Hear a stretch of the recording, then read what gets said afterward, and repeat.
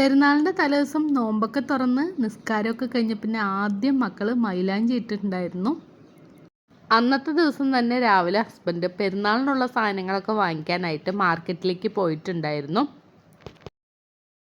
വരുമ്പോൾ പച്ചക്കറിയുടെ ഒപ്പം 2 കെട്ട് മൈലാഞ്ചി ഉണ്ടായിരുന്നു കേട്ടോ.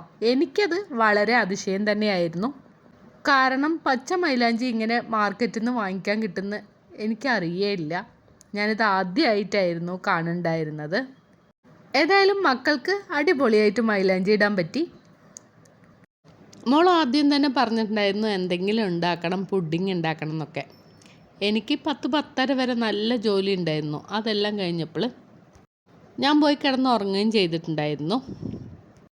ഞാൻ ഉറങ്ങാൻ പോകുമ്പോൾ വിചാരിച്ചു ഇനി ഇത്രയും സമയമായില്ലേ, ക്ഷീണം പിടിച്ചിട്ടുണ്ടാവും, ഇനിയൊന്നും ഉണ്ടാക്കാൻ നിൽക്കില്ല, ഉറങ്ങിപ്പോകുന്നു.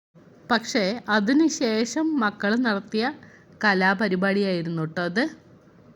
രാവിലെ 5 മണിക്ക് എണീറ്റ് വന്ന് ഫ്രിഡ്ജ് തുറന്ന് നോക്കുമ്പോൾ ഞാൻ കണ്ട കാഴ്ച ഇതാണ് കേട്ടോ. പുഡിങ് ഉണ്ടാക്കിയിട്ട് നല്ല ഭംഗിയായിട്ട് ഫ്രിഡ്ജിനകത്ത് നിരത്തി വെച്ചിട്ടുണ്ടായിരുന്നു. ഇതെല്ലാം കൊടുക്കാനുള്ള പുഡിങ്ങാണ് കേട്ടോ. കൊടുക്കാനുള്ളത് മോള് ഇതുപോലെ ബൗളിൽ സെറ്റ് ചെയ്തിട്ട് ക്ലിംഗ് റാപ്പ് കൊണ്ട് കവർ ചെയ്തിട്ടായിരുന്നു ഫ്രിഡ്ജിൽ വെച്ചിട്ടുണ്ടായിരുന്നത്.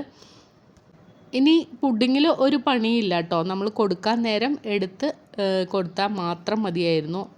ഇതുപോലെ സെറ്റ് ചെയ്ത് വെച്ചപ്പോൾ വളരെ എളുപ്പമായിരുന്നു എല്ലാവർക്കും കൊടുക്കാനായിട്ട്.